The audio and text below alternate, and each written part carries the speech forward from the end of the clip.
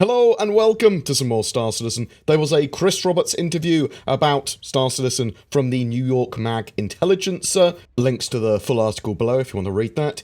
He talked about various aspects of Star Citizen, his vision for it, technology, server meshing, getting lots of players in servers, ray tracing, and more. This is a summary of that article and interview.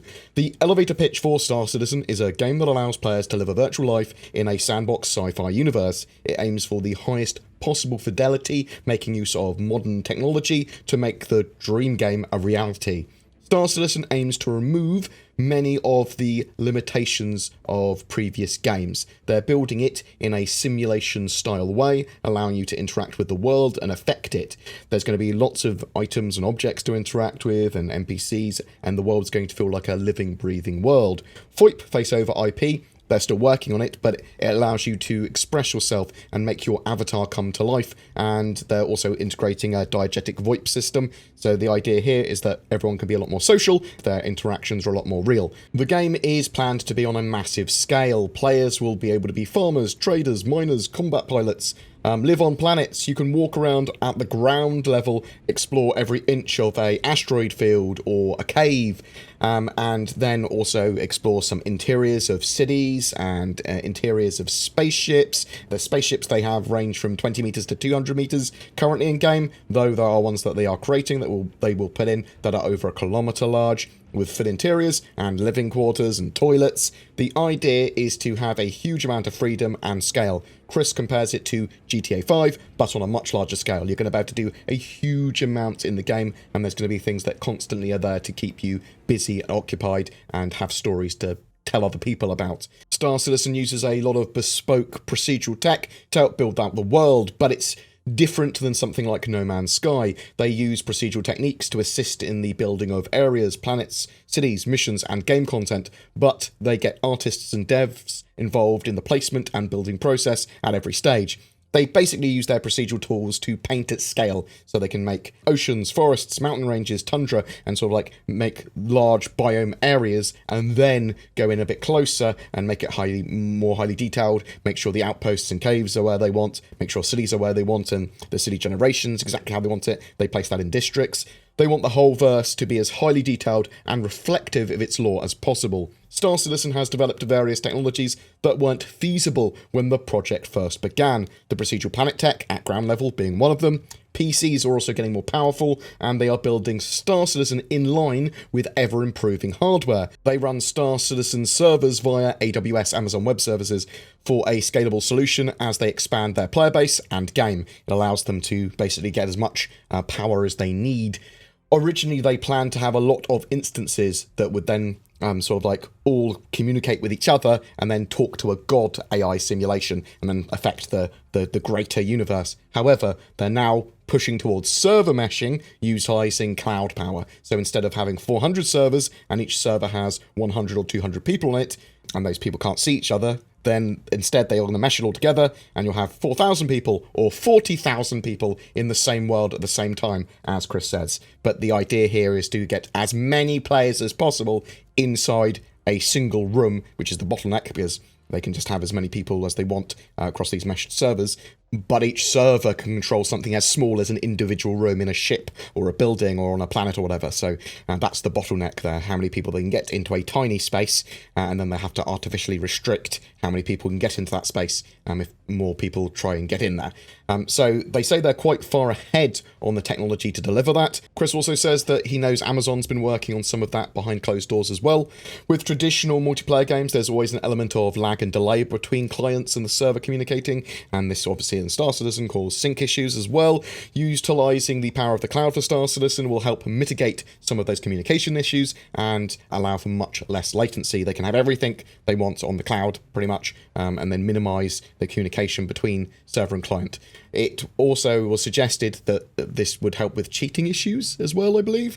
Star Citizen is planned to be a live game. As long as there's an audience for it, they plan to keep making more and more content beyond its release. They want to keep their model on the cutting edge as well. They want a game and tool set that gives players a huge amount to do and stories to tell and inspires them to do more things and just play the game and enjoy it. So whether that's a social experience, whether that's doing a load of missions, whether that's multi-crewing, whether that's doing one of the other roles the game will have to offer, regarding technology they want to implement in the future, Chris said the biggest one would be proper ray tracing, a rendering technique for tracing paths of light, and he would love to be free of polygons, the shapes that compose 3D models. That is a longer term tech plan, and one probably not for 4 or 5 years down the road though.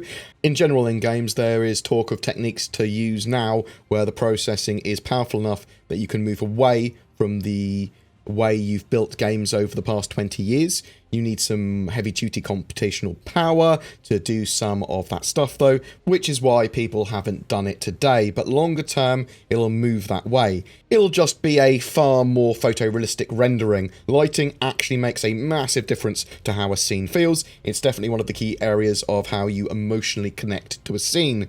So Chris feels that they have a direct connection with the players and consumers, and they're building something much better than a film's fidelity could represent. The power of modern tools allows them to be unshackled from technical limitations to bring their game to a large mainstream audience. Chris says it's an exciting time, and they're still in the early stages of understanding what is exactly possible, like the early days of film.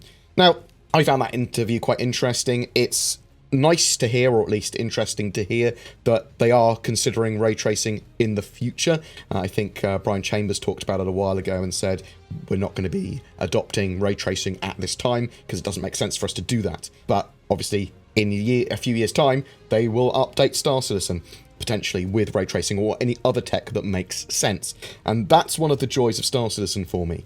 I think that if they are going to constantly improve Star Citizen, yes, it's going to be a long development period, but after it's sort of like released, they're going to keep on trying to keep it as up to date as possible with constant improvements, not just gameplay content and like new ships and gameplay area and new roles and features and stuff, but also the rendering side and the graphics side and all that sort of stuff, making it more and more scalable. So I'm very excited to see where the project goes. I like Chris's view of it, although I do not like the slowness of the development, but I think that is just unfortunately the side effect of what they're doing, a hugely long and delayed development process. So if people are okay with that, then Star Citizen's a great project to follow and to even play now. Obviously it is playable now to some degree. 3.8 sort of promises to be a bit more playable as well.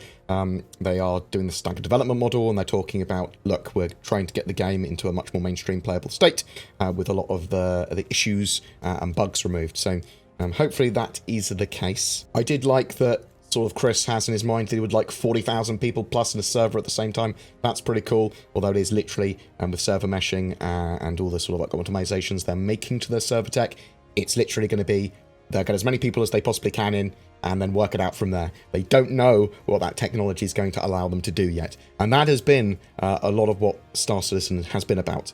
They are developing the tech as they go for a lot of things, and then using the community, using backers to sort of like tailor how they implement that. Some of that core is starting to come together now, and I'm looking forward to Squadron 42. Do you find it odd that they're not talking much about Squadron 42 recently?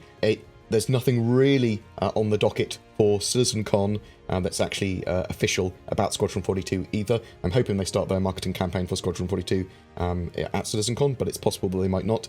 It does seem that they're quite cagey about talking about it, but there could be reasons for that.